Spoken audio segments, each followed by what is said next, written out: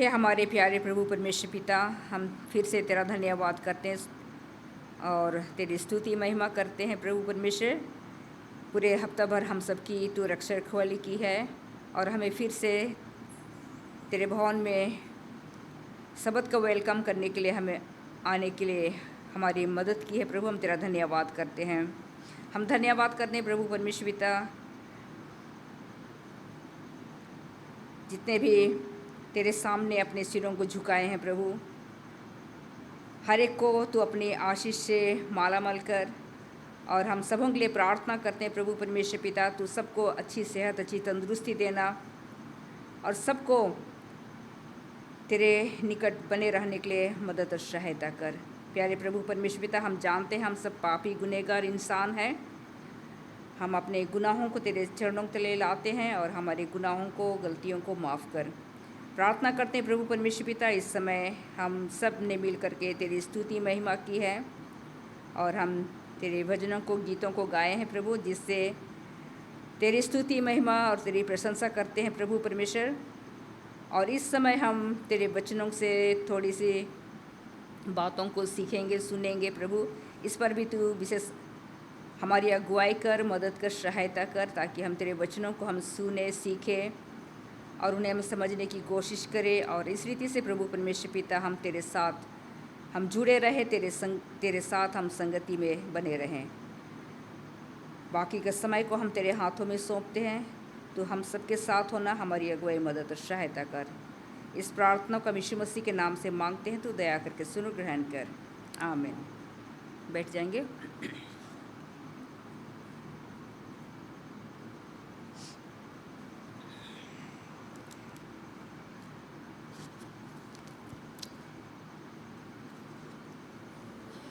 Last Friday मेरा turn था और हम घर से निकले, बारिश रुक गई थी और हम जैसे घर से बाहर निकले, हम हाथी किस्सा हम जैसे पार किए तो बारिश फिर से शुरू हो गई, बड़ी ज़ोर की, और हम बड़ी स्पीड में आने लगे। और हम यहाँ सद भैया, हम पहुँचते ही बहुत बुरी तरह से हम गीले हो गए और इतना ज़्यादा बारिश हो गई, हम पेट्रोल पंप के अंदर घुस गए और वहाँ जा कर के मैं मिस्टर पीबी लकड़ा को फ़ोन की कि हम तो बुरी तरह से गीले हो गए हैं, हम आ नहीं पाएंगे, हम क्या करें।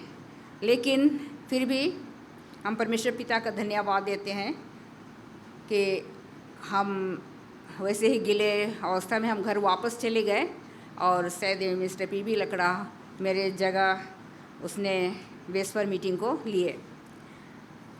और मैं थोड़ी से समय के लिए आप सबों को परमेश्वर का वचन सुनाना चाहती हूँ, और जो मैं तैयार की थी। और आज का वचन मैंने चुना है, आप किसके साथ चल रहे हैं। आप किसके साथ चल रहे हैं। हम जानते हैं परमेश्वर आदम और हवा को अपनी समानता में, अपने ही स्वरूप में उसने क्या किया, बनाया। जैसा उत्पत्ति 2:27 में लिखता है कि परमेश्वर मनुष्य को, यानी आदम को क्या किया, अपने ही समानता में, अपने ही स्वरूप में, अपने ही जैसा उसने बनाया। लेकिन कुछ समय के बाद हम देखते हैं परमेश्वर आदम और हवा को ये चेतावनी दिया था कि तुम उस फल को नहीं खाना, और यदि तुम खाओगे तो क्या होगे, अवश्य मर जाओगे। लेकिन काफ़ी समय तक बाइबल में ऐसा तो कुछ ऐसा चर्चा नहीं किया गया है कि कितने समय तक, लेकिन कुछ समय तक वो परमेश्वर के साथ बने रहे और परमेश्वर भी आ करके उनकी उपस्थिति में आते थे, उनके साथ संगति करते थे और उनको बहुत सारी बातों को बताया करते थे, और वो परमेश्वर के साथ बहुत ही खुशी और आनंद मनाते थे और परमेश्वर की उपस्थिति उनके साथ हमेशा बनी रही। लेकिन देखते हैं जो शैतान था, शैतान क्या करता है, वो इस मौके में था कि कब वो क्या करे, मनुष्य को परमेश्वर से दूर करे और परमेश्वर के विरोध उनको दूर ले जाए और पाप में गिराए। और समय आता है जब हवा एक बार क्या करती है, और यहाँ परमेश्वर और परमेश्वर के दूतगण, मिस एलन जी वाइट कहती है कि आदम और हवा को ये चेतावनी दिए थे कि तुम कभी भी एक दूसरे से अलग मत होना, कहीं भी जाओ एक साथ रहो। लेकिन एक समय हम देखते हैं हवा वो क्या करती है, जब आदम को छोड़कर वो थोड़ी सी वो निकल जाती है और वो फूलों को निहारती है, तितलियों को निहारती है, पक्षियों को देखती है, जानवरों को देखती है, और इस प्रकार वो करते करते वो आदम से काफ़ी दूर निकल जाती है। और वो भूल गई थी कि परमेश्वर और उसके दूत उनको क्या किए थे, चेतावनी दिए थे कि हमेशा एक साथ बने रहना, क्योंकि परमेश्वर उनको ये भी बता दिए थे कि शैतान है तुम लोगों को क्या करेगा, अपने जाल में फंसाएगा, इसलिए हमेशा सावधान रहना। लेकिन हम देखते हैं जब हवा दूर चली जाती है और वहाँ चली जाती है जहाँ जिस वृक्ष का फल परमेश्वर उनको खाने के लिए मना किया था, वहाँ वो पहुँच जाती है। और हम जानते हैं कि किस रीति से शैतान हवा को अपने जाल में फंसा लेता है। और देखते हैं कि उन्होंने क्या किया, परमेश्वर की आज्ञा का उल्लंघन किया और परमेश्वर के विरोध उन्होंने क्या किया, पाप किया, यानी वो पाप में गिर गए। और जैसे ही वो पाप में गिर जाते हैं वो परमेश्वर से क्या हो जाते हैं, दूर हो जाते हैं। और जब परमेश्वर हर रोज़ उनके साथ आते थे, उनसे मिलते थे, उनकी संगति करते थे, पाप करने के बाद परमेश्वर उनसे क्या हो गए, दूर हो गए। और पाप ने परमेश्वर और मनुष्य को क्या कर दिया, अलग कर दिया। लेकिन समय जैसा जैसा बीता और देखते हैं कि आदम और हवा को परमेश्वर ने एक बेटा दिया, और वो बेटा परमेश्वर ने आदम को जैसा बनाया था वैसे ही अपने ही स्वरूप में वो उनको एक बेटा दिया, और उस बेटा का नाम उन्होंने क्या रखा, कैन रखा।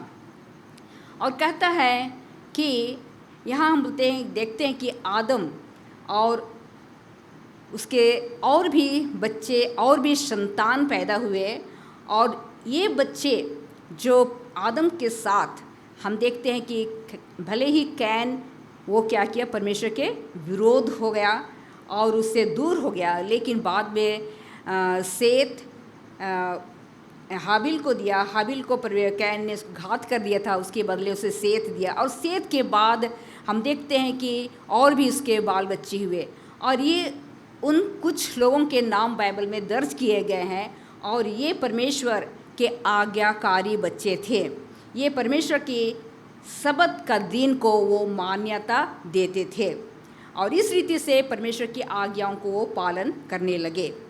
और यहाँ कहता है कि काफ़ी समय के बाद, बोलता है जल प्रलय से काफ़ी पहले जो कैन के जो वंश थे वो पृथ्वी पर इधर उधर तीतर बितर हो गए, वे परमेश्वर से दूर हो गए और ये मूर्ति पूजक बन गए। और कहते हैं कि जब यहाँ कैन के जो बच्चे थे वो इधर उधर तीतर बितर हो गए, तब बोलता है कि जो सेत के वंशज जो रहते थे वहाँ भी वो पहुँच जाते हैं।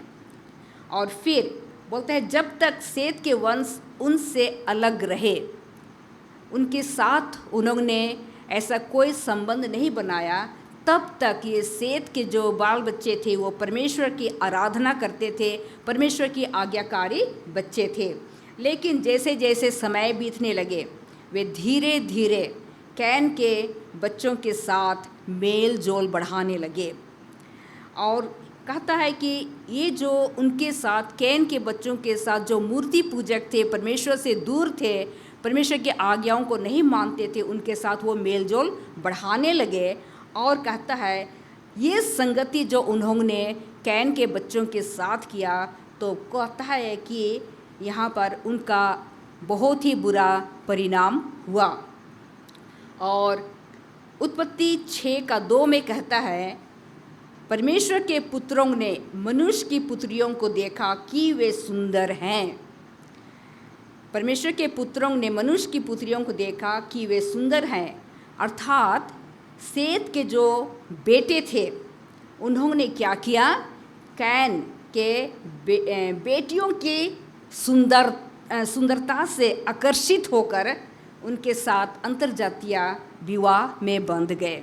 तो यहाँ कहते हैं, जैसे हमने देखा कि उत्पत्ति 6:2 में कि परमेश्वर के पुत्रों ने मनुष्य की पुत्रियों को देखा कि वे सुंदर हैं। और यहाँ देखते हैं कि परमेश्वर के पुत्र कौन थे। परमेश्वर के पुत्र वे थे जो परमेश्वर की आराधना करते थे, परमेश्वर के साथ चलते थे, परमेश्वर की आज्ञाओं को मानते थे, यानी सेत के वंशज। ये इन्होंने जो मनुष्य के पुत्र की बेटियां यानी कैन की बेटियां, यहाँ कहता है बाइबल में वर्णन किया कि वे बहुत ही क्या थी, सुंदर थी, और उनकी सुंदरता में आकर्षित होकर के उनके साथ उन्होंने विवाह करने लगे। और जब यहाँ विवाह करने लगे तो उनकी इन कामों से परमेश्वर बहुत ही क्रोधित हुआ, क्योंकि परमेश्वर उनको मना किया था कि ऐसा काम अन्य जाति यानी मूर्ति पूजा करने वाले लोगों के साथ तुम शादी ब्याह नहीं करना। और यहाँ देखते हैं कि उनके जो प्रलोभन थे और उनके कारण और पाप के लगातार बढ़ने के कारण वे परमेश्वर के विरोध पाप में पड़ गए और अपने पवित्र चरित्र को खो बैठे। जब उनके साथ संगति की, उनके साथ शादी ब्याह में बंद करने लगे, तो यहाँ कहता है कि जो उनका जीवन पवित्र जीवन था, अब उसको वे क्या कर दिए, खो बैठे। और इसके कारण क्या हो गया, भ्रष्टाचार। और भ्रष्टाचार इतना ज़्यादा बढ़ गया और मनुष्यों में बुराई इतना ज़्यादा बढ़ गया कि परमेश्वर को इस दुनिया को जल प्रलय के द्वारा नष्ट करना पड़ा। और देखते हैं इस तरह से परमेश्वर क्या किया, इस दुनिया को जल प्रलय के द्वारा नष्ट किया।